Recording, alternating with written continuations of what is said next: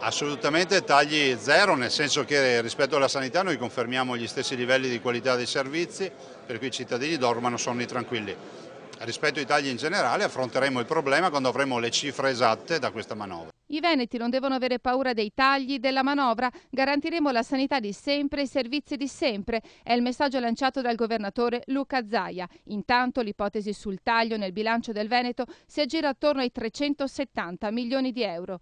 Gestibile per il neopresidente se saranno le regioni a decidere cosa e come tagliare. E a differenza di altri governatori, Zaia sceglie il dialogo con Tremonti e lancia proposte. La prima quella di introdurre i costi standard alle regioni, la seconda quella di premiare le regioni virtuose, come il Veneto, che chiude il bilancio sociosanitario del 2009 in attivo come la migliore delle imprese. Abbiamo una sanità eccellente, non possiamo continuare a pagare i conti di sanità, ad esempio di 4 regioni che a livello nazionale hanno un buco di 4 miliardi e mezzo di euro e che sono regioni, dopo tu vai a vedere, che hanno addirittura 15 posti letto in un ospedale con 209 dipendenti.